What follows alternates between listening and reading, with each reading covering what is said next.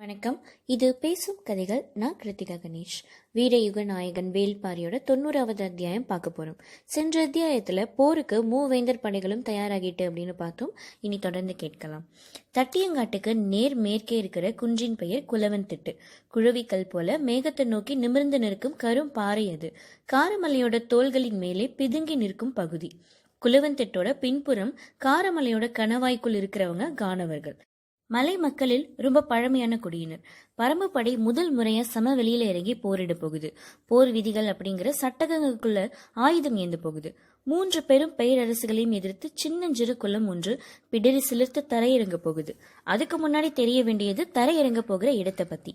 தட்டியங்காடுதான் போர்க்களம் அப்படின்னு முடிவானதும் அந்த இடம் பத்தி தெரிஞ்சுக்கிறதுக்காக மயூர் கிழாரை தேடி ஆள் அனுப்பினார் குலசேகர பாண்டியன். கானவர் குடி தலைவனை கண்டுபிடிச்சிட்டு வர சொல்லி ஆள் அனுப்புறான் வேல்பாரி. பச்சைமலை தொடரோட தென் பகுதியில பரம்பு நாட்டை அடுத்து இருக்கிறவங்க தான் கானவர் குடியினர். எண்ணிக்கையில ரொம்ப குறைஞ்ச கூட்டம் இது. உச்சி மலையோட கணவாயோட அடிவாரத்துக்குள்ள இருக்கிறதுனால இப்படி ஒரு மனித கூட்டம் இருக்கிறது மலை மக்களுக்கே பெருசா தெரியாது. மலையோட செங்குத்து பிளவுக்குள்ள ரொம்ப ஆழத்துல மரப்புதர்கள்லயும் பாறை குகைகள்லயுமே தங்குறவங்க. அதனாலேயே யார் கண்ணையும் படாதவங்க. இலையாடை கொண்டவர்கள். 5 முதல் 7 வயதுக்குள்ள குறி தவறும் அம்புகளை எய்தி முடிச்சிடுவாங்க. அதுக்கப்புறம் வாழ்நாள் முழுவதும் அவங்களோட அம்புகள் குறி தவறுறதே கிடையாது. அந்த குல தலைவன் இகுலி கிழவன். அவனை பாக்குறதுக்காக தான் வாரிக்கையனும் தேக்கனும் வந்திருக்கிறாங்க. குலவன் திட்டோட பின்புற காட்டில் இறங்கினவங்க இரவில் நெருப்பினால் ஆன குறியீட்டு மொழி மூலம் கானவர்களுக்கு தங்களோட வரவை தெரிவிக்கிறாங்க. கொஞ்ச நேரத்திலேயே பக்கத்துல இருந்த மரத்தோட மேலிருந்து ஒரு கிழவன் கீழிறங்கி வந்தான். பந்த வெளிச்சத்துல அவனை பார்த்ததும் அடையாளம் கண்டார் வாரிக்கையன். மகிழ்ச்சியோட அவனை அணைத்து கொண்டார். என்னை விட வயதுல மூத்தவன் இகிலு கிழவன் அப்படின்னு வாரிக்கையன் சொல்றார். உன் தந்தையை விட வயதில் மூத்தவன் நான் அப்படின்னு இகிலு கிழவன் சொல்றார். 2 பேரும் ஒரு சின்ன பிள்ளைகிட்ட விளக்குறது போல தேக்கன் கிட்ட விளக்கி சொல்லிட்டு இருக்காங்க. ரொம்ப காலத்துக்கு அப்புறம் சந்திச்சு பேசிட்டு இருக்கிறதுனால பலவற்றை பத்தி பேசிட்டு இறுதிய போர் நிலம் பத்தி கேட்கிறார் வாரிக்கையன். இகுலு கிழவன் கேட்டான், தட்டியங்காடுதான் போர்க்களம் அப்படின்னு முடிவெடுத்தவன் யார் அப்படின்னு. எதிரிகளோட தரப்பை சேர்ந்த கோல் சொல்லி அப்படின்னு சொல்றார் தேக்கன். ஏன் இந்த நிலத்தை தேர்வு செய்தான் அப்படின்னு கேட்டார். போரிடும் 2 தரப்பு எல்லைக்குள்ளும் இல்லாத நிலமா இருக்கணும் அப்படிங்கிறதுக்காக இதை தேர்வு செய்ததா சொல்றான் அப்படின்னு சொன்னாங்க. மனிதர்கள் மனிதருக்குரிய இடத்துல தானே போரிடணும், இந்த இடத்துல எப்படி போரிட முடியும் அப்படின்னு கேட்கிறார் இகுலி கிழவன். ஏன் இது மனிதர்களுக்குரிய இடம் இல்லையா அப்படின்னு கேட்டார் தேக்கன். மனிதர்களுக்கு மட்டும் இல்ல, விலங்குக்குரிய இடமும் கிடையாது. செங்காவி நிற ஓனான தவிர வேற எந்த உயிரினமும் அங்க வாழாது. சற்றே அதிர்ச்சியோட என்ன காரணம் அப்படின்னு கேட்டார் தேக்கன். கருமணலும் ஈக்கி மணலும் நிறைந்த நிலத்துல எந்த உயிரினமும் வாழ முடியாது. அந்த நிலத்துல 10 அடி தொலைவுக்கு பாம்பு ஊர்ந்து போனுச்சுன்னா அதோட அடி வயிறு கிழிஞ்சு செத்து போகும் அப்படின்னு சொல்றான். வாரிக்கையனும் தேக்கனும் திகைப்போட அவனை கவனிச்சிட்டு இருந்தாங்க. பாம்புக்கே இதுதான் நிலைமை அப்படின்னா மற்ற உயிர்களை பத்தி சொல்லவா வேணும்? மண்ணுக்குள்ள வாழும் கரையான்களுக்கு மட்டுமே அது தாய் நிலம். வேற எந்த உயிரினமும் வாழவே முடியாது அப்படின்னு சொல்றார் இகுலி கிழவன். மரம் செடி கொடிகள் கூட இல்லையே, ஏன் அப்படின்னு கேட்டார் தேக்கன். அதுக்கு அந்த நிலம் காரணம் இல்ல, எங்களோட தெய்வம் தான் காரணம் அப்படின்னார் இகுலி கிழவன். உங்களோட தெய்வம் அந்த நிலத்தை என்ன பண்ணுச்சு அப்படின்னு கேக்குறாங்க. இகுலி கிழவன் பின்புறம் திரும்பி காரமலையோட உச்சியில இருந்து அந்த பிளவை காட்டுறான். அந்த பிளவை கணவாய் அப்படின்னு நாங்க சொல்லுவோம். அந்த கணவாய்க்கு பின்புறம் தான் எங்களோட தெய்வங்களான கொம்மனும் கொம்மையும் இருக்கிறாங்க. அவங்க கோவமடையும் போது வாய் திறந்து ஊதுவாங்க. ஆண் தெய்வமான கொம்மன் ஊதும் போது வெளிவருவது காற்று, பெண் தெய்வமான கொம்மை ஊதும் போது வெளிவருவது காற்றி. ஆணின் குரமேறிய காற்று குலவன் திட்டோட வலப்புறமாக இறங்கி தட்டியங்காட்டு மண்ணை சீவி எடுத்துக்கிட்டு போகும். பெண்ணின் குணமேறிய காற்றி குலவன் திட்டோட இடதுபுறமாக இறங்கி உருட்டி எடுத்துக்கிட்டு போகும். அதனாலதான் தட்டியங்காட்டுல எந்த மரமும் செடியும் நிலைத்து இருக்கிறதே கிடையாது. எல்லாற்றையும் காற்றும் காற்றையும் பிச்சுக்கிட்டு போயிடும். புற்று மட்டும்தான், அதுவும் 1 முழம் உயரத்துக்கு மட்டுமே நிலை கொள்ள முடியும். அதுக்கு மேல உயர்ந்தால் அதையும் அழித்து விடும்.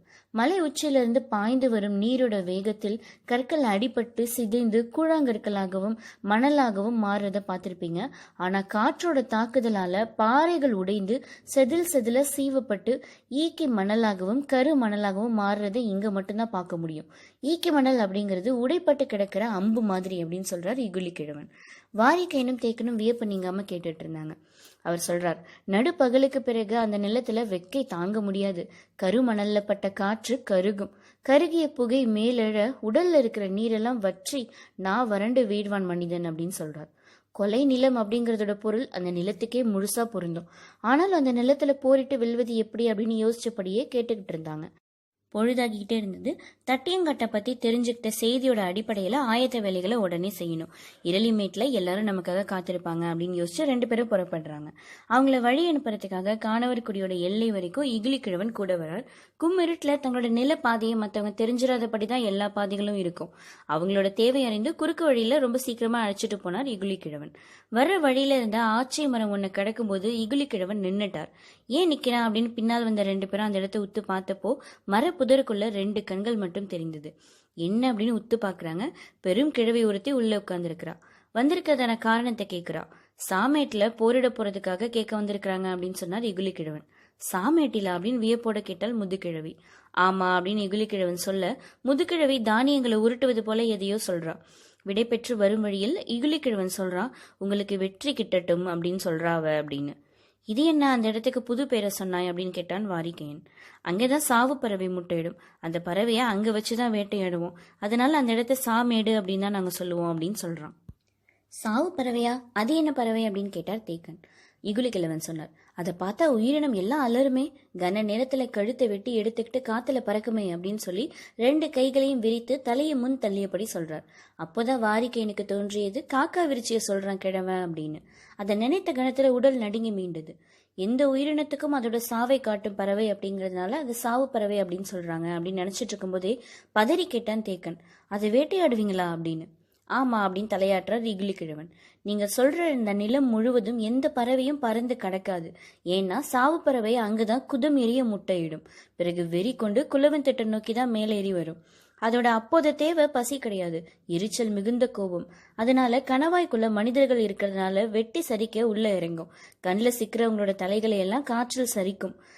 அதனாலதான் எங்களோட கானவர் கூட்டம் ஆதியிலே தழைக்காமல் சிரித்து போனது அப்படின்னு கவலையோட சொன்னார். இகுலிக்கிழவன் சொல்லி முடித்ததும் தேக்கன் கேட்கிறான், அது எப்படி வேட்டையாடுவீங்க அப்படின்னு. எங்கள் தெய்வத்தோட துணையோட. சாவு பறவை முட்டையிட்ட பிறகு குலவன் திட்டை நோக்கி தான் மேலேறி வரும். நாங்க குலவன் திட்டின் மேலே தயார் நிலையில இருப்போம். எங்களோட தெய்வங்கள் காற்றையையும் ஊதி அனுப்புவாங்க. அவங்க ஊதும் நேரம் அறிந்து நாங்கள் வில்லடிப்போம். அம்புகளை நாங்கள் எய்யும் வேகத்தை விட 10 மடங்கு வேகத்தில் காற்றையும் எடுத்துட்டு போகும். எங்களோட சுருள் அம்புகளோட தாக்குதலை எதிர்த்து சாவு பறவையால மேலே பறந்து வர முடியாது அப்படின்னு சொல்றான்.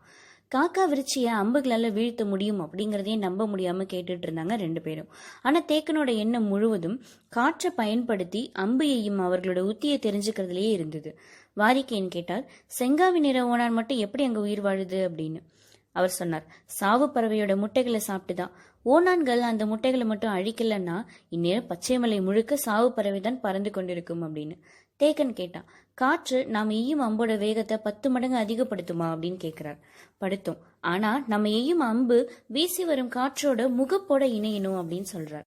தேக்கன் கேட்டார், காற்றை நாம் உணரும் போதே அது நம்ம கடந்து போயிடுமே, அதுக்கப்புறம் எப்படி அதை முகப்போட இணைந்த அம்பு செலுத்த முடியும் அப்படின்னு. காற்று வருவது தெரிஞ்சு நம்ம தயாராயிடணும் அப்படின்னு சொல்றார் இகுலிக்கிழவன். எப்படி அப்படின்னு கேட்டார் தேக்கன். அந்த இகுலிக்கிழவன் சொல்றான், குலவன் திட்டோட உச்சியில குகை ஒன்று இருக்குது. அதுல விளக்கு ஏற்றி வைப்போம். கணவாய்க்குள்ள காற்று வரப்போறதுக்கு கொஞ்ச நேரத்துக்கு முன்னாடி அந்த விளக்கோட சுடர் வலதுபுறம் நோக்கி சாய்ந்து எரியும். காற்றை வருவதா இருந்தா இடதுபுறம் நோக்கி சாய்ந்து படபடத்து எரியும். சுடர் சாய தொடங்கினதுமே நாணை இழுத்து விடுத்தால் அம்பு எகிரும் போது காற்றோட முகப்போட இணையும் அப்படின்னு சொல்றார் இகுலிக்கிழவன். பெரும் காற்று வருவதற்கு முன்னாடியே அதை உணர்ந்து வீசும் வேகத்தோட அம்பை இணைக்கும் இவர்களோட அறிவு கூர்மை மெய்சிலிருப்ப உருவாக்கினது. அப்போதான் அடுத்த சந்தேகமும் வந்தது. அம்பு சுருள் வடிவில் இருந்தால் எப்படி காற்றில் ஏகி செல்லும்? திசை மாறி விழுந்துடுமே அப்படின்னு கேட்கிறாங்க. மறுமொழி இல்லாம அமைதியா வந்தான் இகுலிக்கிழவன். இருட்டுல ஒதுக்கு பாதையில கவனமா வரணும். அதை கடந்ததுக்கு அப்புறம் சொல்றான், கானவர்குடியோட தனித்த அடையாளம் அது. அதனால மற்றவர்களோட அதை பகிர்ந்து கொள்ள மாட்டோம் அப்படின்னு. கொஞ்ச நேரம் அமைதிக்கு அப்புறம் வாரிக்கையன் கேட்டார், செங்காவி நிற ஓனான்கள் இல்லை அப்படின்னா சாவு பறவையோட எண்ணிக்கை அதிகமாயிடும் தானே அப்படின்னு. அதுல என்ன ஐயம்? நம்மளோட தலைக்கு மேல வேற எந்த பறவையும் பறக்காது. எங்க பார்த்தாலும் சாவு பறவையே பறக்கும் அப்படின்னு சொல்றார் இகுலிக்கிழவன். கொஞ்ச நேரம் எல்லாரும் அமைதியா இருந்தாங்க. அப்போ இகுலிக்கிழவன் கேட்டார், ஏன் இதை கேட்டீங்க அப்படின்னு. வாரிக்கையன் சொன்னார், தட்டியங்காட்டுல இவ்வளவு பெரிய போர் நடக்க போகுது. மனிதர்கள், குதிரைகள், யானைகள் அப்படின்னு 10,000 உயிரினங்கள் களத்துல இறங்க போகுது. இத்தனை பேரோட கால் மிதிக்க தப்பி செங்காவி நிற ஓனான்கள் எப்படி உயிர் பழக்க போகுது அப்படின்னு கவலையோட கேட்கிறார். இப்போது இகுலிக்கிழவன் அதிர்ச்சியானான். மனிதர்களாலேயும் குதிரைகளாலேயும் அதுக்கு எந்த ஆபத்தும் நேராது. ஆனா எண்ணிலடங்காத யானைகள் மோதி சண்டையிட்டால் மண்ணோடு மண்ணா ஓனான்கள் எல்லாம் நசுங்கி சாகும் அப்படின்னு சொல்லும் போதே அவனோட உடல்ல நடுக்கம் ஏற்பட்டது. இன்னும் குடல்களை உருவாக்காம மர பொந்துக்குள்ள வாழ்றதே சாவு பறையால ஏற்பட்ட பயத்தினாலதான். அந்த பயம் அவ்வளவு எளிதில் அகன்று விடாது.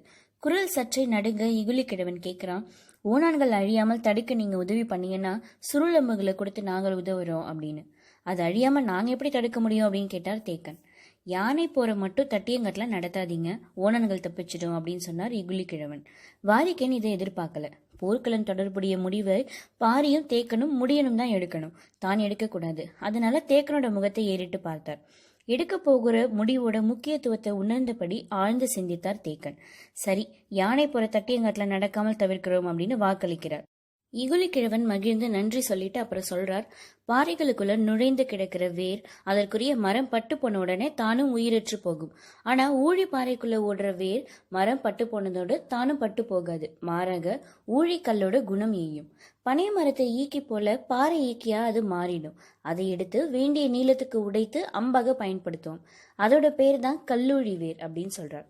தேக்கன் கேட்டான், பனை ஈக்கி போல நீண்டு இருக்கும் அப்படின்னா மிகவும் மெல்லியதாகவும் நீட்டமானதாகவும் தானே இருக்கும். அது எப்படி சுருளம்பு அப்படின்னு சொல்றீங்க? அது எப்படி பெரிய பாதிப்பை ஏற்படுத்தும் அப்படின்னு கேட்கிறார். இகுலிக்கிழவன் சொல்றார், கல்லூரி வேர்ல துளி அளவு ஈரப்பட்டதும் சுருண்டுக்கும். அதனால இந்த அம்பு மனிதனை தைத்து உள்ளுக்குள்ள போகும்போதே ரத்தத்தோட ஈரத்துல சுருண்டுடும். அதுக்கப்புறம் அதை எடுக்க முயற்சி பண்ணா எலும்பும் சதையும் பிச்சுக்கிட்டு தான் வெளியில வரும். அதனாலதான் சாவு பறவையை எங்களால வீழ்த்த முடியுது அப்படின்னு சொல்றார். இந்த செய்தியை மிரட்சியை ஏற்படுத்தினது. கிழவன் சொன்னான், ஒரே நேரத்துல 6 அம்புகளை விரல் இழுக்கும் நான் பிடியில பொருத்தி எய்ய முடியும். அந்த 6 அம்புகளோட மொத்த கனமும் நீங்கள் பயன்படுத்துற ஒரு அம்போட கனத்தை விட சிறியது அப்படின்னு சொல்றார். 3 பேரும் குதிரைகள் நின்றிருந்த மேட்டுக்கு பக்கத்துல வந்துட்டாங்க. இகுலிக்கிழவன் சொன்னார், உங்களுக்கு தேவையான அம்புகள் எல்லாமே நாளைக்கு அதிகாலையில கிடைக்கும் அப்படின்னு. ரொம்ப நன்றியோட வணங்கி விட்டு 2 பேரும் குதிரையில ஏறிட்டாங்க. நள்ளிரவுக்கு முன்னாடி இரளிமேட்டுக்கு வந்து சேர்ந்தாங்க வாரிக்கையனும் தேக்கனும். எல்லாரும் அவங்களோட வரவை தான் எதிர்பார்த்துட்டு இருந்தாங்க. முரியன் ஆசானிடம் வெக்கை நிறைந்த அந்த நிலத்தோட தண்ணியை விளக்கினான் தேக்கன். நடுப்பகலுக்கு பிறகு வீரர்கள் யாராலையும் நீர் இல்லாம அந்த நிலத்துல நிக்க கூட முடியாது அப்படின்னு இகுலிக்கிழவன் சொன்னதை சொல்றாங்க. போர்க்களத்துல நீர் கொடுத்துட்டு இருக்க முடியாது. காடா இருந்தா ஓரவத்தி கொடி எங்க பார்த்தாலும் இருக்கும். மேலும் கீழும் ஒரே நேரத்துல வெட்டுனா ஒரு முழ கொடியில 3 ஆள் குடிக்கிற அளவுக்கு தண்ணி இருக்கும். ஆனா சமவெளி நிலத்துல என்ன செய்யறது அப்படின்னு யோசிச்ச முரியன் ஆசான் நீர்வேலி படற்கொடிகளை வெட்டி வர சொல்றார். வெட்டி எடுக்க இரவோடு இரவாக ஆட்கள் போயிட்டாங்க. பாரிக்கிட்ட கல்லூரி வேர் பத்தி வாரிக்கையன் சொன்னார். இப்படி ஒரு அம்பு இருக்குதா அப்படின்னு வியந்தான் பாரி. கருமணல், ஈக்கி மணல் ஆகியவற்றின் தன்மை என்ன அப்படின்னு கேட்கிறான். இகுலிக்கிழவன் சொன்னதை விலக்கி சொல்றார் வாரிக்கையன். மணல் ஈக்கிகளை நம்முடைய ஆயுதமா மாற்றுவது எப்படி அப்படிங்கறத பத்தி யோசிக்கிறான் பாரி. இகுலிக்கிழவன் சொன்ன ஒவ்வொரு சொல்லிலிருந்து காக்கும் மருந்த முரியன் ஆசானும் தாக்கும் ஆயுதத்தை வேல்பாரியும் உருவாக்க ஆரம்பிச்சாங்க. அவங்களுக்கு கிடைச்சதுனவோ நள்ளிரவு கழிந்த மிச்ச பொழுதுதான். ஆனாலும் அவங்களால அதை செயல்படுத்த முடிந்தது. பரம்போட ஆற்றல் பல்கி பெருகி கொண்டிருந்தது. களப்போர் அப்படிங்கிறது பரம்புக்கு புதியது. தாக்குதல் மட்டுமில்ல, ஒருங்கிணைப்பும் ஒத்திசைவும் ரொம்ப முக்கியம். அதை உருவாக்க புதிதாக செய்ய வேண்டியது என்ன அப்படிங்கறதே பாரியோட யோசனையா இருந்தது. நள்ளிரவு கடக்கிறதுக்கு முன்னாடியே கருங்கைவாணன் முழு திட்டமிடுதலையும் முடிச்சிருந்தான். வால்படையோட தளபதி சாகலைவனிடம் 12 சேனவரையர்கள் இருக்கிறாங்க. ஒவ்வொரு சேனைவரையனும் தனக்கு கீழே 12 சேனை முதலிகளை கொண்டிருந்தாங்க. ஒவ்வொரு சேனை முதலிக்கு கீழேயும் 200 படை வீரர்கள் இருக்கிறாங்க. போர் அப்படிங்கிறது பயிற்சி பெற்ற வீரர்களோட களம். எந்த ஒரு தாக்குதலையும் ஒழுங்குமுறைக்குள்ள கொண்டு வரும்போது இயல்பிலேயே அதோட ஆற்றல் பன்மடங்கு பெருகி நிற்கும். வேந்தர் படையோட வலிமையை போர்க்கள செயல்பாட்டில் அது கொண்டிருக்கும் இணையற்ற அனுபவம் தான். ஒவ்வொரு சேனை முதலியும் தனித்த முரசங்களையும் பதாகைகளையும் வச்சிருந்தாங்க. 200 பேர் கொண்ட தங்களோட படை தாக்குதலை எப்போது தொடங்கணும் அல்லது தாமதிக்கணும், முன்னேறுவதா அல்லது நிலை கொள்வதா, எந்த பக்கம் திரும்பணும் அல்லது எந்த பக்கம் பின் வாங்கணும் அப்படின்னு எல்லாத்தையுமே தாக்கும் களத்தோட செயல்பாடுகளோடு செய்து முடிக்கக்கூடிய பயிற்சியை பெற்றவர்கள். முரசுகள் எழுப்பும் ஓசைகளுக்கு ஏற்ப அவங்களும் தங்களோட செயல்பாடுகளை மாத்திக்குவாங்க. போர் பயிற்சி அப்படிங்கறதோட சாரம் அதுதான். பொழுது விடிந்தது. தட்டியங்காட்டுக்குள்ள திசைவேழரோட தேர் வந்து நின்னுது. நாழிகை வட்டில் வைக்கப்பட்டிருந்த பரன் மீது ஏறினார் திசைவேழர். பரன் மேல ஏறி நின்னு பாக்குறார். நேர் எதிரே கதிரவன் சுடர் வீசி மேல் எழுந்தான். செந்நிற கீற்றுகளோட நிறம் மாறிக்கொண்டிருந்தது. கதிரவனுடைய ஒலி கைகளோட நிறம் பார்த்தே நாழிகையை சொல்ல முடியும் அவரால. கண்களை மூடி 2 கைகளை குவித்து கதிரவனை வணங்குறார். தலையை மெல்ல திருப்பி படைகளை பாக்குறார். அவரோட பார்வை விளிம்புக்கு அப்பாலும் பெருகி கிடந்தது வேந்தர் படை. மூஞ்சலில் தன்னோட கூடாரத்தில் அமர்ந்திருந்தார் குலசேகர பாண்டியன். அவரோட பார்வையில விரிக்கப்பட்ட தோல் வரைபடத்துல தட்டியங்காட்டு பரப்பு முழுவதும் குறியீடுகளால நிரம்பி இருந்தது. 3 மெய் காவலர்களும் 2 சேனை வரையர்களும் கூட நின்னுட்டு இருக்காங்க. படைப்பிரிவோட எல்லா நகர்வுகளும் முன்னாடியே தீர்மானிக்கப்பட்டவையா இருந்தது. முசுகுந்தருக்கு பதிலாக நியமிக்கப்பட்ட புதிய அமைச்சன் ஆதிநந்தி வலப்புறமும் அந்துவன் இடதுபுறமும் நிற்க வரைபடத்தை உற்று கவனித்தபடி பார்த்துட்டு இருந்தார் குலசேகர பாண்டியன். அதே நேரத்துல விரிந்து கிடக்கிற முழு படையும் பார்த்துட்டு இருந்தா வேல்பாரி. குலவன் திட்டோட உச்சியில நின்றுட்டு இருந்தான். அவனோட வலது பக்கம் இகுலி கிழவனும் இடது பக்கம் காலம்பனும் நிற்கிறாங்க. அவனுக்கு பின்னாடி கூவல் கொடியில் வீரர்கள் நிற்கிறாங்க. போர்க்களத்தோட இடதுபுறம் வேந்தர் படை நின்றிருந்தது. பரவி கிடக்கும் படையோட இறுதி எல்லையில் சிறிதாக தெரிந்தது கூடாரங்கள். அதுதான் மூஞ்சல். அதுக்குள்ளதான் நீலன் இருக்கிறான். பாரியோட கண்கள் அந்த இறுதி எல்லையில் நிலை குத்தி நின்றது. மூஞ்சலுக்கு நேர் மேற்கே நாகக்கரட்டோட உச்சியில் வாரிக்கை நின்றுட்டு இருந்தார். குலவன் திட்டுக்கும் நாகக்கரட்டுக்கும் இடையில் கூவல் கொடியினர் ஒலி பின்னலை உருவாக்கினாங்க.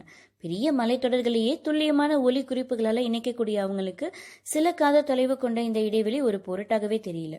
குலவன் திட்டில இருந்து நாகக்கரடு வரை அணிவகுத்து நிற்கிற வேந்தர் படையோட தன்மையை உற்று பார்த்து கொண்டிருந்தான் வேல்பாரி.